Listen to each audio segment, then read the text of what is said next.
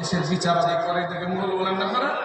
এই মুড়ল আজকালকার জামানায় তো ঘরে ঘরে টয়লেট হয়েছে, পায়খানা বাথরুম হয়েছে, কিন্তু আগে তো তা ছিল না। আগে একটা বদনা বা ঘটিতে করে পানি নিয়ে মাঠে চলে যেত মানুষ, মাঠে গিয়ে পায়খানা ফিরত। তো মুড়ল আপনার একটা ঘটিতে করে পানি নিয়ে পায়খানা করতে গেছে মাঠে। আরাম করে আপনার পায়খানা করার পরে এবার পানি খরচ করতে গিয়ে দেখছে যে ওই বদনাতার পানি নেই, বদনাটা ফুটা, ঘটিটা ফুটা। তখন মুড়ল বলছে, হারে এ কয়েকটা গ্রামের আমি বিচার করি, কেউ কোনোদিন আমাকে ঠকাতে পারল না, আর তুই বদনা আমাকে ঠকে দিলি। তুই যে কি করে ঠকাইস তাও দেখবো, আগামীকাল তোর সাথে আবার পরিচয় হবে আমার। পরের দিন আবার ওই ঘটিতে ওই পাত্রটাতে পানি নিয়ে আবার গিয়েছি। এবার মোড়ল বলছে, তুই আমাকে কালকে ঠকাচ্ছিস, আজকে কি করে ঠকাইস তাও দেখছি। আজকে পায়খানা ফিরার আগে পানি খরচ করবো, পায়খানা ফেরার আগে পানি খরচ করবো। কে ঠকলো ভাই? মোড়লই ঠকলো। যারা সামনে আসলেন, আমার আল্লাহ দেখে না, দেখে না কেউ? আমার আল্লাহ দেখেছে বাবা, আমার আল্লাহর কাছে তারা হাজির হয়ে গেল। আপনারা আল্লাহর কাছে আমরা তো সবাই হাজির, আল্লাহ দেখলো, আল্লাহর ফারিস্তারা দেখলো, দয়ার নবী দেখলো। তাহলে জিতলেন আপনারাই, যেনারা আগে আসলেন। যুবক ভাই, আমার সোনা মালিকেরা, আমার আব্বা জানেরা, আমি কোরআনের একটি আয়াত পড়েছি, ওয়ালা তাকুলু লিমান ইউকতালু ফি সাবিলিল্লাহি আমওয়াত বাল আহইয়াউ ওয়ালাকিন লা তাশউরুন। আল্লাহর রাস্তায় যারা জীবন দেয়, আল্লাহর রাস্তায় যারা শহীদ হয়, শহীদ কাকে বলে? যারা বাবা কোরআনের জন্য, ইসলামের জন্য, নবীর জন্য, হকের জন্য যারা জীবন দেয় তাদেরকে বলা হয় শহীদ। এই শহীদি মওত হলো এত একটা মিষ্টি মওত, যেটা বাবা দুনিয়ার এই পারে জান্নাত, মরার সাথে দুনিয়ার এই পারে হলো দুনিয়াটা, মরার আগে দুনিয়া, আর মরার পরই, মরার সঙ্গে সঙ্গে তার জন্য জান্নাত ওয়াজিব হয়ে যায়। জোরে বলেন সুবহানাল্লাহ। বাবাজি শুধু তাই না, আল্লাহ পাক বলেন, ওয়ালা তাহসাবান্নাল্লাযীনা কুতিলু ফি সাবিলিল্লাহি আমওয়াত বাল আহইয়াউ ইনদা রাব্বিহিম ইরজাকুন। আমার আল্লাহ পাক বলছেন, আমার রাস্তায় যারা জীবন দেয় তাদেরকে তোমরা মৃত্যু বলিও না, বরং তারা জিন্দা, আর তাদের কবরে জান্নাতি রুজি দেওয়া হয়, জান্নাতি খাবার দেওয়া হয়। জোরে বলেন সুবহানাল্লাহ। বাবাজি, আমার ভাই জানেরা, আমার আব্বা জানেরা, আমরা মুসলমান, আমরা নবীর আদর্শ মেনে চলতে হবে আমাদেরকে। আজ দেখেন ও যুবক ভাইয়েরা, আজকে দেখেন অনেক যুবকেরা অনেক দিকে মন মস্তিষ্ক রয়েছে, কিন্তু যুবকরে এই যে রক্তের বাহাদুরি মাস্তানি, এই রক্তের বাহাদুরি কয়েকদিনের? তোমার চাইতে বড় মস্তান ছিল ফেরাউন, নাম শুনেছেন? নিজেকে বলতো জানেন কি, আনা রাব্বুকুমুল আলা, আমি সবচাইতে বড় আল্লাহ। নাউযুবিল্লাহি মিন যালিক। নমরুদ বলেছিল ইব্রাহিম নবীকে, ডাক তোর আল্লাহকে, তোর আল্লাহর সাথে ডাইরেক্ট যুদ্ধ করব। আর মতন দেড় ব্যাটারি ছেলে মধ্যে কলিমদ্দির সাথে বাবা আমার আল্লাহ যুদ্ধ করতে আসবে? আমার আল্লাহ নিম্নমানের একটা সৃষ্টি মশা পাঠিয়ে দিলেন। এই মশাতে সাইজ করতে করতে একটা ন্যাংরা অসুস্থ মশা বলছে, আল্লাহ গো আমার জন্য কাউকে রাখো নাই? বলে, তোর জন্য মেন প্রধানমন্ত্রী গেছে। এবার বাবাজি আল্লাহর ইশারা যায়, বসবি তো বস। নমরুদের একটা কপালে বসে যা, যেমন মারতে যাবে কি ঘনাত করে উড়িয়ে গিয়ে লাখের ভিতর দিয়ে মাথার মগজে, আর মাথার মগজে যখন বসেছে বাবা, মশা যদি আমাদের শরীরে বসে তাহলে বাবা চুমিয়া খায় না, ইঞ্জেকশন দেয় না, ইঞ্জেকশন দিতে শুরু করেছে। তখন এই ফেরাউন, তখন এই নমরুদ তখন বলছে মাথা টিপ, মাথা টিপ, মাথা টিপ। আর একবার বলছে মাথায় মার, আর একবার বলছে জুতিয়ে দিয়ে মার। জুতিয়ার বাড়ি খুব সম্মানীয় জিনিস নাকি ভাই? হ্যাঁ, আমেরিকার আপনার ডব্লিউ বুশকে যখন আপনার এই সাংবাদিকের জুতা ঝেড়েছে, পরে খুনে জিজ্ঞেস করছেন মাইন্ড করলেন নাকি? যে ডোন্ট মাইন্ড, কোনো মাইন্ড টাইম করেনি, কোনো রাগটা করেনি। বাবা এদের লজ্জা শরম হায়াতি ঘৃণা কিছুই নাই। কিন্তু আমরা মুসলমান, আমরা যেই নেতাকে মানি, যেই নবীর আদর্শ মানি, ওই নবীর জীবনে কোনো ভুল ছিল না। জোরে বলেন সুবহানাল্লাহ। আমার নবীজির কোনো ভুল ছিল না, আমার নবীজি জীবনে কোনোদিন মিথ্যা কথা বলে নাই। আমার নবীকে আল্লাহ পাক বলছে ওয়া ইন্নাকা লাআলা খুলুকিন আযীম। আমার নবীর শান মানকে আল্লাহ এত উপরে উঠাইছে, তার সীমা কতটা আল্লাহ ছাড়া কেউ জানে না। বাবাজি আমার ভাই জানেরা, এই নবীর জন্য আজ আপনি মুসলমান, নাম নিয়েছেন মুসলমান, কিন্তু আপনার সাথে আর কারবালার জমিনের সাথে একটু মিলায়া দেখেন তো। আমার ইমাম সাহেব হুজুর একটু বলেছেন যে জীবনের দিকে একটু আগাবেন। তো বাবা একটা পার্থক্য আপনাদের দেখাই। আজ যাদের কিছু টাকা হয়ে যায় না, কোটি টাকার মালিকেরা এই সমাজে আসে না বাবা, খুব কম। এখানে যিনারা বসে আছেন বেশির অংশ গরিব দুঃখিনী মানুষগুলা এখানে বসে আছে, খেটে খাওয়া মানুষগুলা এখানে বসে আছে। কিন্তু ভাই যারা টাকার অহংকারে এই সভাগুলাকে, কোরআন হাদিসের সভাকে ভালো নজরে দেখে নাই, আমি বলবো তাদের চাইতে টাকা বেশি ছিল সাদ্দাত বাদশাহ। কথা ঠিক না ঠিক? সাদ্দাত বাদশাহ নিজে জান্নাত তৈরি করে, ভাই নিজে জান্নাত তৈরি করেছিল দুনিয়াতে, তারপরে নিজের জান্নাতখানা দেখার সুযোগ আল্লাহ দেয় নাই। এক পা ভিতরে আর এক পা বাইরে, জান্নাতের এক পা ভিতরে এক পা বাইরে। আল্লাহ বলছে ওখানে ধর, ওখানে সাইজ হয়ে গেছে। কবি বলছেন কোটি টাকার মালিক দেখো এ অভাব হয় না দূর, আর গরিব ঘুমায় আরাম করে মনটা বাহাদুর। ফেরাউনের লাশটা দেখো, এ ফেরাউনের লাশটা দেখো, ওই মিশর জাদু ঘরে খাই না মাটি পোকা মাছি সবাই ঘৃণা করে। হৃদয় থাকিতে যার, হৃদয় থাকিতে যার এ নম্রতা সদা, আর রহমত আসিবে সে প্রভুর ওয়াদা। বড়র বড়াই থাকলে দিলে, এ বড়র বড়াই থাকলে দিলে ভাইরে রহমত আসবে না, আর নিজেকে নিজে ছোট মনে করিও সদা। উঁচু জমিন থেকে পানি, উঁচু জমিন থেকে পানি নিচু জমিনে যাই, তেমনি কইরা খোদার রহমত আসে নম্রতা হৃদয়। ভোগ বিলাসের বাড়ি গাড়ি, এ ভোগ বিলাসের বাড়ি গাড়ি এ পড়ে রবে সব, এ থাকতে সময় স্মরণ করো আল্লাহ আমার রব।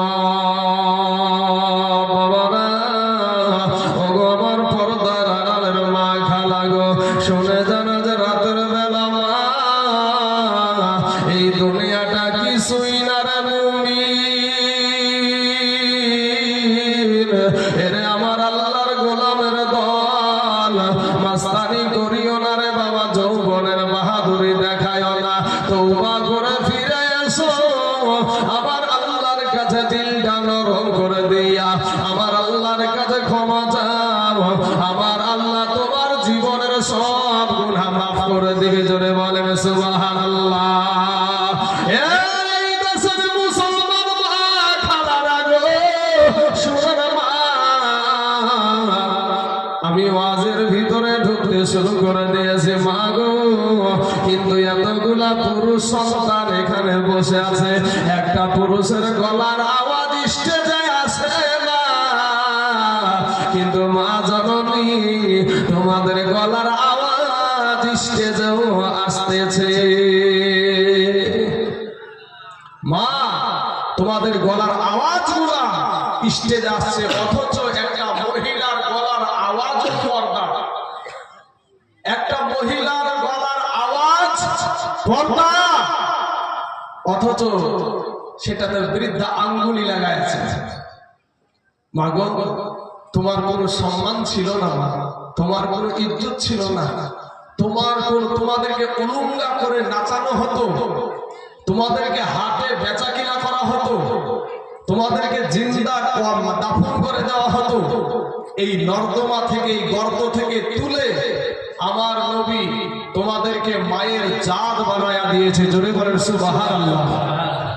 একজন সাহাবী বলছেন ইয়া রাসূলুল্লাহ, ইয়া হাবিবাল্লাহ, নবী গো, ওগো নবীজি, আমি মা আমার তরফ থেকে সব চাইতে ভালো ব্যবহার পাওয়ার অধিকার কে রাখে গো নবী? বলে তোমার মা জননী রাখে। বলে এরপরে কে? বলে তোমার মা। এরপরে কে? বলে তোমার মা। চতুর্থবার বলছেন ইয়া রাসূলুল্লাহ, ইয়া পরে কে বলে তোমার আব্বা জান। তিনবার নারীদেরকে দেওয়া হলো, আর একবার চতুর্থবারে বলছে তোমার আব্বা জান, তোমার কাছ থেকে ভালো ব্যবহার পাওয়ার অধিকার। আজ মা তোমাদেরকে সম্মান এত বাড়ায়া দিল। একটা কথা বলি, ইসলাম ধর্মে মহিলাদেরকে যতটা সম্মান দেওয়া হয়েছে, পৃথিবীর বুকে এমন কোন ধর্ম নাই যে অতটা সম্মান দেওয়া হয়েছে। আমার বৃদ্ধ বাপজিরা বলতে পারবে, আমাদের পার্শ্ববর্তী আর একটা ধর্মের মানুষ বসবাস করে, হিন্দু ধর্ম আছে না ভাই? তো এই হিন্দু ধর্মে একটা প্রথা চালু ছিল, সতী দাহ। সতী দাহ বলতে কি বোঝায় মা খালারা শুনেন, একটা হিন্দুদের ভিতরে যদি একটা স্বামী যদি মারা যেত, তাহলে ওই স্বামীটার সঙ্গে তার জীবিত বিবিটাকেও একই চিতাতে জ্বালায়া দিত, একই চিতাতে জ্বালায়া দিত। বুদ্ধিমানেরা জ্ঞানী গুণীরা বলল, এ ধর্মের আইনে লাথি মার, ধর্মের আইনে লাথি মারা। আমার জামাই মারা গেছে, আমার জামাই চিতাতে জ্বলবে, এতে কোনো রকমের কোনো বাধা বিঘ্ন নাই, সেটা ঠিক আছে। কিন্তু আমার জীবিত একটা কন্যা সন্তান, আমার জীবিত বিটিটা আব্বু গো বাঁচাও, আব্বু গো বাঁচাও বলে চিৎকার করে কান্না করবে, এই কান্না সহ্য করার মতো নয়। অতএব ধর্মের আইনকে পরিবর্তন করা হইয়াছে। কিন্তু ইসলাম ধর্মের আইন আজ থেকে 1400 বছর আগে আপনার নবী আমার নবী যে আইন আমাদেরকে বেঁধে দিয়ে গেছেন, সেই আইনের উপরে আমরা আগেও ছিলাম, এখনো আছি এবং কিয়ামত পর্যন্ত থাকবো। জোরে বলেন ইনশাআল্লাহ। বাবাজি আমার ভাই জানেরা, আমার মা খালারা ভাবছেন পশ্চিম বাংলার বুকে এখন তো মহিলাদের দরদের নেতা মেলা আছে, কিন্তু মাগো আপনাদেরকে উঠায়া দিয়া, পুরুষগুলাকে নামায়া দিয়া আপনি ভাবছেন যে আপনি পুরুষগুলার লাকে দড়ি দিয়ে টানিয়ে বেরিয়ে নিজেকে খুব মহান মনে করছেন।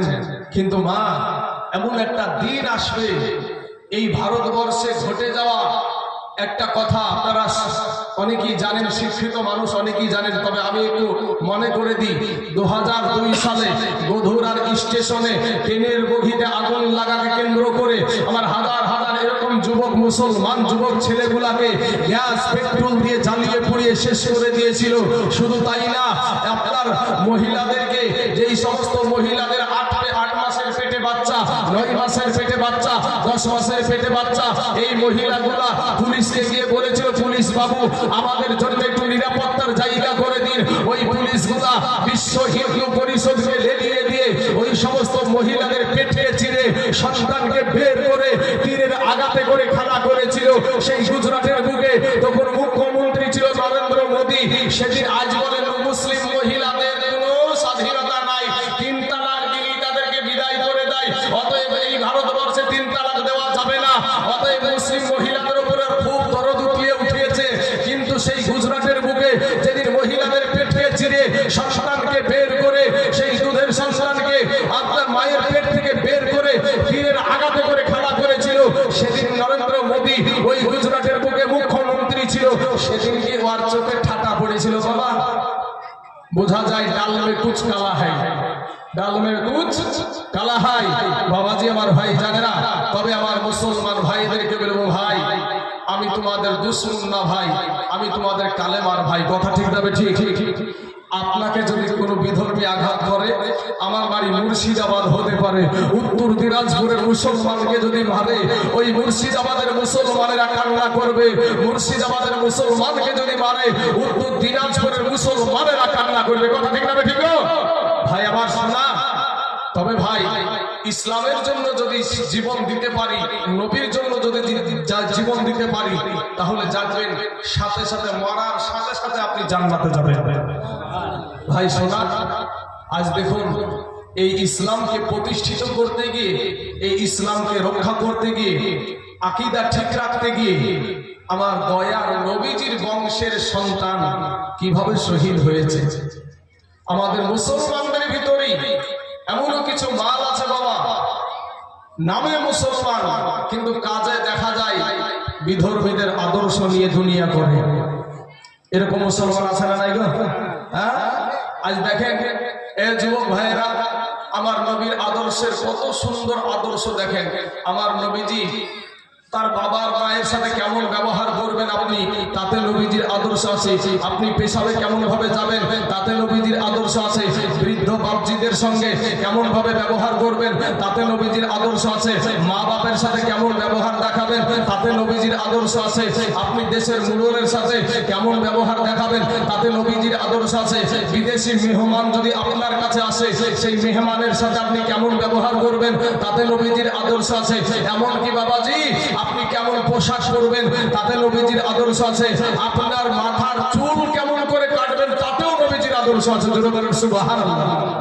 কিন্তু ভাই আপনার ঘরের সন্তান, আমার ঘরের সন্তান সেলুনে যায়, যাওয়ার পরে সেলুনওয়ালাকে বলছে, ভাই ও সেলুনওয়ালা ভাই, সেলুন ওই চুল কাটা নাপিত, ওই নাপিতকে গিয়ে বলছে, নাপিত ভাই আমাকে বান্দর কাট দেন, নাইলে হনুমান কাট দেন। মাথার ভিতরে টিকটিকি এখন বানাচ্ছে। আল্লাহর দেওয়া রং পছন্দ হয় না, দেখবেন কুত্তার লেজের মতন রং করে রাস্তায় মাস্তানি করে আপনার মোটর সাইকেলে ঢং করে ঘুরে নিজেকে খুব হ্যান্ডসাম মনে করে। কবরে যাইয়া দেখ বাঁশের লাঠি রেডি, কবরে শুধু যাইয়া দেখ, ও তোর গহনা যৌবনা ফুরাইয়া যাবে, যৌবনে লাগিবে ভাটি, ওই যে দেখো ডাকিতেছে তোমার কবরের মাটি, ওই যে দেখো ডাকিতেছে তোমার কবরের মাটি, ও তোর গহনা দিন ফুরাইয়া যাবে, যৌবনে লাগিবে ভাটি, ওই যে দেখো ডাকিতেছে তোমার কবরের মাটি। বাইরে সন্ধ্যার আগে যেদিন ডুবিবে বেলায়, এক মুহূর্তে শেষ হইবে তোমার রঙেরি মেলা। বাইরে সন্ধ্যার আগে যেদিন ডুবিবে বেলায়, এক মুহূর্তে শেষ হইবে তোমার রঙেরি মেলা। তুমি কার মারো এ জোরে ধরো, কার মাথায় ভাঙিবা লাঠি, ভাইরে কার মারো এ জোরে ধরো, কার মাথায় ভাঙিবা লাঠি, ওই যে দেখো ডাকিতেছে তোমার কবরের মাটি, ওই যে দেখো ডাকিতেছে তোমার কবরের মাটি। ভাইরে ভুইরা মরো তুমি এই মায়ারি পিছে, এত আশা ভালোবাসা সবই যে মিছে। বাইরে ঘুইরা মরো তুমি এই মায়ারি পিছে, এত আশা ভালোবাসা সবই যে মিছে। কোনদিন জানি আইসা পরে আজরাইলের হাতের চিঠি, বাবা কোনদিন জানি আইসা পরে আজরাইলের হাতের চিঠি, ওই যে দেখো ডাকিতেছে তোমার কবরের মাটি, ওই যে দেখো ডাকিতেছে তোমার কবরের মাটি। খবর পেয়ে আসবে আত্মীয় স্বজন,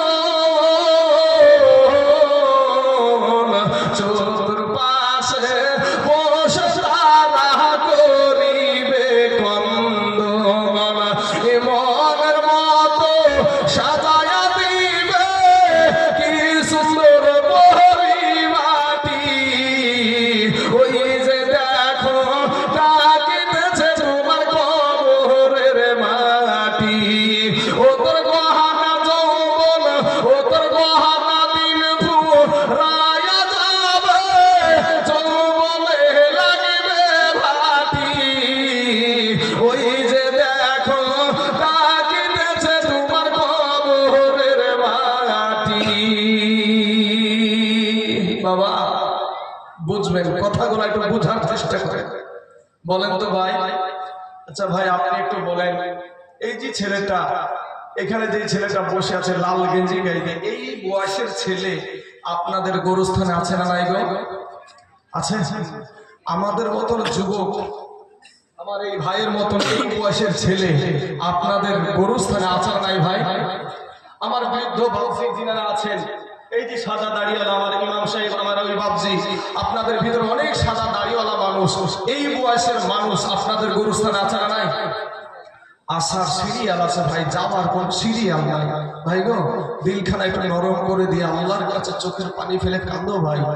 কারণ তোমার একটু বিবেক আর আদালত দিয়ে একটু চিন্তা করে দেখো যে হাতের দ্বারাই কত গুনাহ করেছি ভাই আমরা, এই জবান দিয়ে কত গুনাহ করেছি, এই চোখ দিয়ে কত গুনাহ করেছি, এই অন্তর দিয়ে কত মানুষের আমরা খারাপ নিয়াত করেছি, কত মা বোনকে দেখে আমরা কত খারাপ নিয়াত করেছি ভাই রে। কি নিয়ে কবরে যাবা, একটা সেকেন্ডের আযাব ভাই সহ্য করতে পারবা না।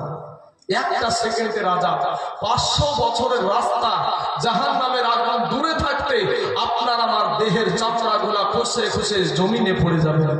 বাবা একটু ভাই আমার সোনা, আপনাদের পা দুখানা আগায়া দেন, আপনাদের পায়ে হাত দিয়ে বলি ভাই মাস্তানি করিস না, কবরে একদিন না একদিন যেতেই হবে, আজ নয় কাল, কখন যাবেন ঠিক নাই। আল্লাহর নবীর সাহাবী, আল্লাহর নবীর বংশের সন্তান, কারবালার জমিনে বাবা এই ইসলামের জন্য, আকীদা ঠিক রাখার জন্য বাপ আমার ইমাম হুসাইন রাদিয়াল্লাহু তাআলা আনহু, তিনার একটা সন্তান ছিল। কেউ বলেছে সন্তানটা 12 মাসের, কেউ বলেছে সন্তানটা 6 মাসের। 6 মাসের হোক আর 12 মাসের হোক, দুধ খাওয়া তো বাচ্চা, দুধ খাওয়া বাচ্চা ভাই গো। ইমাম মেহেদী আসবেন, আপনারা জানেন ইমাম মেহেদী আসবেন, ওনার বিরুদ্ধে সর্বপ্রথম মুসলমানেরাই যুদ্ধ করবে। সিরিয়া থেকে 3 দলে বিভক্ত হবে, 2 দলে বিভক্ত হবে।